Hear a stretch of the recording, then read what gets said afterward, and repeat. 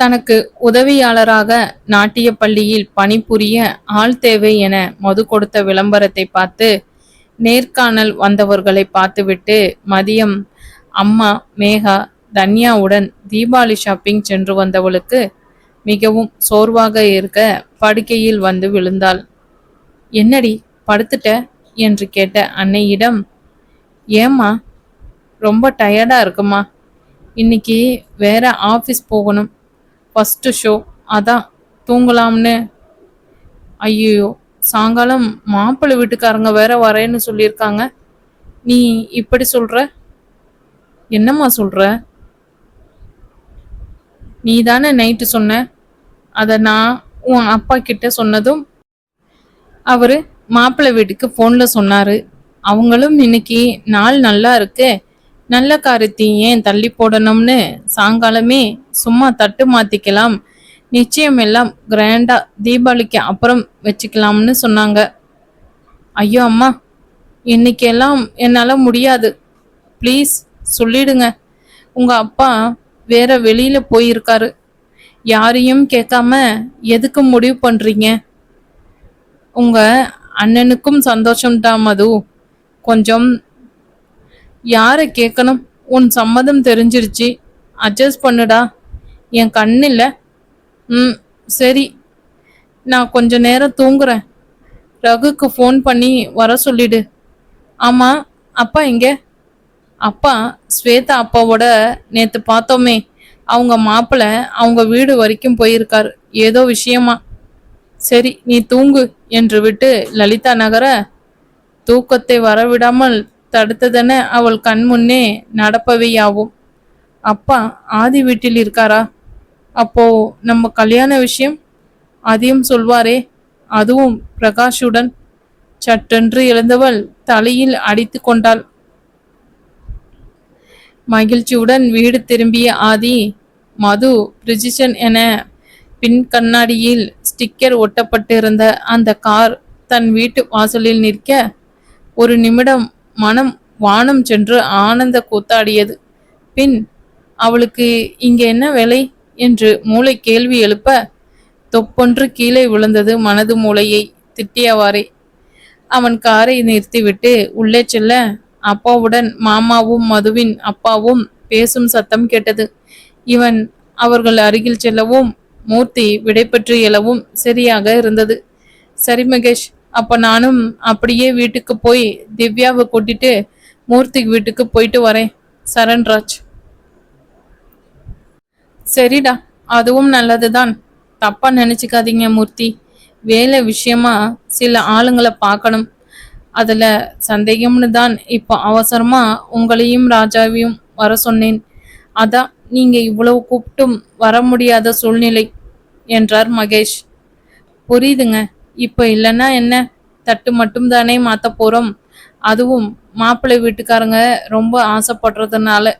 இப்படி வீட்டில் சிம்பிளா வைக்க எனக்கு மனசே ஒப்பல, எப்படியும் இன்னும் ஒரு வாரத்துல நிச்சயதார்த்த தடபுடலா செய்யணும், அப்போ கண்டிப்பா குடும்பத்தோட வாங்க என்று வாய் நிறைய கூப்பிட்டார் மூர்த்தி. தலையில் கூட நிறைய தணல் அள்ளி கொட்டியது போல் உணர்ந்தான் ஆதி. இது பொய்யாக இருக்கக்கூடாதா என மனம் தவித்தது. அவர்கள் வெளியே வர முயன்று புன்னகையை வரவழைத்து வணக்கம் சொன்னான். அவனுக்கு பதில் வணக்கம் தெரிவித்த மூர்த்தி, நீங்களும் கண்டிப்பா அப்பா என்று சொல்லிவிட்டு நகர, கண்டிப்பா என்று சொல்கையில் தடுமாற்றம் அதிகரிக்க தொண்டையை செருமி சீர் செய்து கொண்டான். ஆதி, இப்போ நீ ஃப்ரீ தானே? ஆமாம் அம்மா, தீபாவளிக்கு ட்ரெஸ் எடுக்க போனோம்னு அம்மா சொன்னாங்க. யாரு? என் தங்கச்சியா? அவ தன்யா, உங்க அத்தை ஸ்வேதா எல்லாம் காலையிலேயே போயிட்டாங்க. நான் காலையிலேயே அத்தை பார்த்தனே மாமா. ஒரு வீட்டுக்கு போயிருந்தியா? ஆராவும் ஸ்வேதாவும் காலையிலேயே சாய்பாபா கோயிலுக்கு போனாங்க. அங்கிருந்து அவங்க கடைக்கு வரப்போ அப்படியே இவங்கள பிக்கப் பண்ணிட்டு போயிட்டாங்க. சரி மாமா, நீயும் கிளம்பி என்னோட வா ஆதி, நம்ம அப்படியே மூர்த்தி வீடு வரைக்கும் போயிட்டு வந்துடுவோம். இல்ல, அட வா என்று அவனையும் இழுத்து சென்றார். தான் வாங்கிய பரிசு பொருளை நண்பன் ஒருவனிடம் பத்திரமாக வைத்திருக்குமாறு கூறிவிட்டது நல்லதாகி போனது என நினைத்தவாறே காரை செலுத்தினான் ஆதி. மெல்லி அலங்காரத்தில் உணர்ச்சி துடைத்த முகத்துடன், ஆனால் உணர்ச்சி பெருக்கெடுத்து அலைக்கழித்த கனத்த மனதுடன் அமர்ந்திருந்தாள். மூர்த்தி வீட்டிற்கு சென்ற சமயம் எல்லாம் தயாராக இருக்கவும் கவலையின்றி சரணுடன் தோட்டத்தில் அமர்ந்து பேச ஆதி உலவி கொண்டிருந்தான். பெண்கள் இருவரும் அடுப்படியில் தயார் செய்தவற்றை பரிமாற ஏதுவாக எடுத்து வைக்க மேகாவும் ரகுவும் வந்தனர். மேகா அவள் ஸ்கூட்டியில் வந்து இறங்க ரகு கற்பகத்துடன் காரில் வந்து இறங்கினான். கற்பகம் இறங்க உதவி செய்தவாறு பக்கவாட்டில் தோட்டத்தை பார்த்தவனுக்கு தலைக்கு மேல் கோபம் பொங்கியது. அப்பொழுது வெளியில் வந்த லலிதா அனைவரையும் வரவேற்க எல்லோரும் உள்ளே சென்றனர். மேகா கற்பகத்தை சக்கர நாற்காலியில் இருத்தி தள்ளி செல்ல ரகுவும் ஆதியும் இறுதியில் சென்றனர். அவனை பார்த்து முறைத்தவன் ஏதோ பேச எத்தனிக்க வேண்டாம் நிறுத்து என்பதை போல் தன் கையை காண்பித்தான் ஆதி. அவன் சோர்வாக ஏதோ யோசனையில் இருப்பது போன்ற தோன்றவும் ரகு அமைதியாக மதுவை தேடி அவள் அறைக்கு சென்றான். அங்கே அவள் ஜன்னல் வழியாய் வெறித்து கொண்டிருக்க ஆதி வந்ததை பார்த்திருப்பாளோ என்று நினைத்தவனுக்கு கோபம் தலைக்கேறியது. அவளிடம் நெருங்கியவன் அவள் கண்களை பார்க்க அழுத தடையும் தெரிந்தது. அவள் செய்திருந்த ஒப்பனைக்கு பின் இருந்த வழி அவன் மட்டுமே உணர முடிந்தது. ஜன்னலில் ஓங்கி குத்தியவன் அங்கிருந்து சட்டென நகர்ந்தான். அவன் வந்ததையே கவனியாமல் தன் நிலை எண்ணி வருத்தி கொண்டிருந்தவளுக்கு அவன் கோபமும் சேர்ந்து வழியை தர இப்பொழுது இந்த உலகை விட்டு போய்விட மாட்டோமா என்று இருந்தது. சற்று நேரத்தில் பிரகாஷ் குடும்பத்துடன் வர மதுவை கீழே அழைத்து சம்பிரதாயங்கள் எல்லாம் முடித்து கல்யாணம் பற்றி விரிவாக பேசி முடித்த பின் இரு வீட்டாரும் சம்மதம் என தட்டு மாற்றி கொண்டனர். கீழே வந்தபோது பிரகாஷிற்கு எதிரில் அமர்ந்திருந்தவனை ஆற்றாமை தந்த கோபத்துடன் ஒரு வெற்று பார்வை பார்த்து விட்டு திரும்பி விட்டாள். அதன் பிறகு மறந்தும் கூட சந்தர்ப்பம் இருந்தும் கூட அவன் பக்கம் திரும்பவில்லை அவள் கண்கள். காலை முதல் இருந்த சந்தோஷம் எல்லாம் காணல் நீராய் வடிந்து போக கண்முன்னே நடக்கும் காட்சிகள் எல்லாம் கனவாக இருந்துவிடக் கூடாதா என மனமுருகி வேண்டினான் ஆதி. மெல்ல திரும்பி மதுவையும் பிரகாஷையும் ஒரு முறை பார்த்தான். பிரகாஷ் மது முகத்தில் இருந்து கண்ணை அகற்றாமல் இருக்க அதை பார்த்த ரகு கோபத்தில் இருப்பதை ஆதி பார்த்தான். பார்த்தவன் நெஞ்சில் ஏதோ ஒரு மூலையில் வெளிச்சம் தெரிந்தது. சிறிது நேரத்தில் பிரகாஷ் குடும்பம் விடை பெற்று கொள்ள ஆதியும் வேலை இருப்பதாக கூறி சரணை கூட்டிக் கொண்டு கிளம்பினான். அவர்கள் வெளியேறியதும் வேகமாக அறைக்கு ஓடிச் சென்ற மது என்ன செய்வதென்று தெரியாமல் அழுதாள். ஏதோ ஒரு வேகத்தில் தாய்க்காக எடுத்த முடிவு என்றாலும் ஆதியின் நிச்சயம் முடித்த பின் தானும் ஒரு வாழ்க்கையை அமைத்துக் கொள்ள வேண்டும் என்ற வேகமும் உண்டானது. அதன் விளைவாகத்தான் இந்த திருமணம். ஆனால் அவன் முன்னே இது நடக்கும் என கனவிலும் கூட அவள் நினைக்கவில்லை.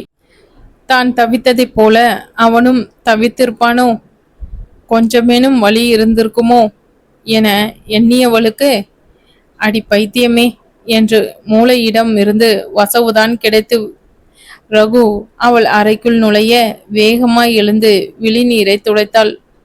இப்போ எதுக்கு அலற? பண்ண வேண்டியது எல்லாம் பண்ணிட்டு, அதுவும் என்கிட்ட கூட சொல்லாம. கடித்திருந்த பற்களுக்குள் இடையில் வார்த்தைகள் வந்து விழுந்தன. அது அம்மாக்காக. தலை சுழல யாரோ தலைக்குள் தேனீக்களை அள்ளி போட்டது போல் ரிங்காரமும் வலியும் தாழ முடியாமல் கால்கள் தடுமாறி நடுங்கிய கைகளை கட்டிலில் ஊன்றி கண்களில் நீர் நிறைய மிகவும் சிரமப்பட்டு பார்த்தாள் மது. கன்னத்தில் ரகுவின் விரல்கள் பதிந்திருந்தது. வேலை விஷயமா காலையில இருந்து அலைந்து கொண்டு இருந்தவன் மாலையில் மதுவை சந்தித்து பேச வேண்டும். இனிமேல் ஆதிக்காக காத்திராமல் அவளுக்கு தானே மாப்பிள்ளை பார்க்கிறேன், அவள் கடந்த காலத்தோடு தொடர்புடைய யாரும் வேண்டாம் என சொல்ல வேண்டும் என எண்ணியபடி அவன் இருக்க, மதியம் அவள் அழைத்து கூறிய செய்தி அதிர்ச்சி மற்றும் ஆத்திரத்தை உண்டு பண்ணியது. தன்னிடம் கூட கேட்காமல் இப்படி ஒரு முடிவை எடுத்ததற்கு, அதையும் லலிதாவிடம் சொன்னதை எண்ணி எண்ணி அவனுக்கு தலை வெடிக்கும் அளவுக்கு இருக்க, இப்பொழுது தன் அம்மா போன் பண்ணி தன்னை லலிதா வீட்டில் கொண்டு விடுமாறு கேட்க, அந்த காரணத்தை அறிந்தவன் முற்றிலும் மாறிப்போனான். இங்கு வந்து நடந்தத கூத்தை எல்லாம் பார்த்து இப்பொழுது அழுது கொண்டு நிற்பவளிடம் காரணம் கேட்டால் அம்மாவாம். அவனுக்கு பற்றி கொண்டு வந்தது. கோபத்தை கட்டுப்படுத்தி ஆழ்ந்த மூச்சுகள் எடுத்து நிதானமாக அவன் திரும்ப தலையை பிடித்து கொண்டு கண்கள் சொருக அவள் சாய்ந்தாள். தாவி சென்று தாங்கியவன் விழிகளிலும் நீர் கோர்த்தது. ஐயோ அம்மு, எழுந்துருடா. ஐயம் சாரிடாமா. நான் ஏதோ கோவம். அதற்கு மேல் பேச முடியாமல் அவளை நெஞ்சோடு கட்டி கொண்டு அழுதவன் பக்கத்தில் பாட்டிலில் இருந்த நீரை எடுத்து அவள் முகத்தில் தெளித்து அவளுக்கு புகட்டி எழுப்பி விட்டான். எழுந்தவள் மீண்டும் கண்ணீர் பெருக அவனை பார்த்து சாரி என்று சொல்ல, அவன் அவள் தலையை வருடியவாறு பேச்சு இயலாமல் அழுதான். 2 நாட்கள் கடந்திருந்தது. பாட்டி, என்னை வேண்டாம் பாட்டி என பிரிஜிசன் கெஞ்சி கொண்டிருக்க, இது ரொம்ப நல்லதுடா கண்ணா, நீ குட் பை தானே என்று கேட்டவாறே அவனுக்கு உடல் முழுவதும் எண்ணெய் பூசி விட்டு கொண்டிருந்தார் லலிதா. மூர்த்தி குளித்து முடித்து வர பிரிஜிஷனுக்கு மேலாக ரகுவும் திவாகரும் அடம்பிடித்து கொண்டிருந்தனர். தன்யா, மது, மேகா மூவரும் அவர்களுக்கு எண்ணெய் குளியல் நடத்தி கொண்டிருக்க, வடிவேல் மாதிரி முகத்தை வைத்துக்கொண்டு ஒருவரை ஒருவர் பார்த்து அழுதனர் இருவரும். ஒரு வழியாக இந்த போர்க்களம் முடிந்து அனைவரும் குளித்துவிட்டு காலை பிரார்த்தனைக்காக பூஜை அறை முன்னால் வந்தனர். மாம்பழ நிறமும் பச்சை நிறமும் கலந்த டிசைனர் சாரியில் மதுவும், ஊதா நிற லெஹான்காவில் மேகாவும், அடிவானத்தில் நிறத்தில் பட்டு புடவையில் தன்யாவும் இருக்க, ஊதா நிற ஷர்வானியில் ரகுவும், ஆரஞ்சு வண்ண ஷர்வானியில் திவாகரும் தங்கள் ஜோடிகளுக்கு இணையாக இருந்தனர். இவர்களுக்கு நாங்கள் சளைத்தவர்கள் இல்லை என பட்டு வேஷ்டி சட்டையில் மூர்த்தியும், சந்தன நிற பட்டு புடவையில் லலிதாவும் இருந்தனர். அதே நேரத்தில் சின்ன வேஷ்டியை அந்த வீட்டு குட்டி கண்ணுக்கு கட்டி விட்டிருந்தனர். அனைவரும் சாமி கும்பிட்டு முடிக்கவும் சரண்ராஜ் குடும்பம் வரவும் சரியாயிருந்தது. காலையில் மூர்த்தி வீடு, மதிய உணவு சரண் வீட்டில், மாலை மகேஷ் வீட்டில் என பேசி முடிவு செய்து விட்டிருந்தனர். நண்பர்கள் மூவரும் ஸ்வேதாவா நீல நிற டிசைனர் சாரியில் வந்தாள். அது ஏற்கனவே தோழியர் மூவரும் பேசி வைத்ததுதான். காலை டிசைனர் உடை, மாலை பட்டுப்புடவை என மூர்த்தி குடும்பம் சரண்ராஜ் குடும்பத்தை வரவேற்று உபசரிக்க மகேஷின் குடும்பத்தினரும் வந்து சேர்ந்தனர். உடனே மது மாடிக்கு செல்ல எத்தனிக்க ரகு அவளை பட்டாசு வெடிக்க செல்லலாம் என அழைத்து கொண்டு மேகாவிடம் சைகையில் ஏதோ சொல்லி சென்றான்.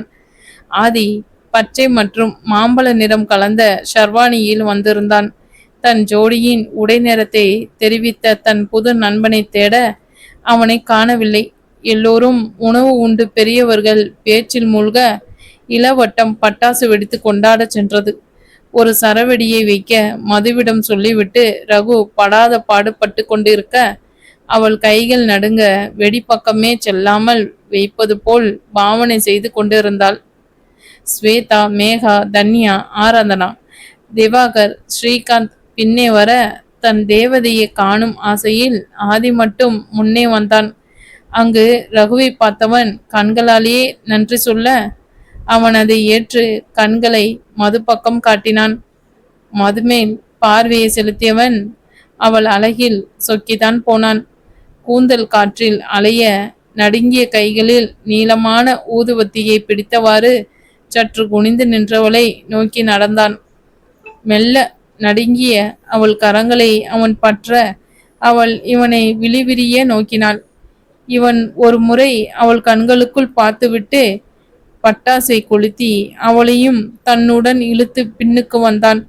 இப்பொழுது அவள் அவனை விட்டு பார்வை விலகாமல் இருக்க, அவன் கண்கள் அவளுக்கு மட்டும் புரியும் வகையில் தன் காதலை சொல்லியது.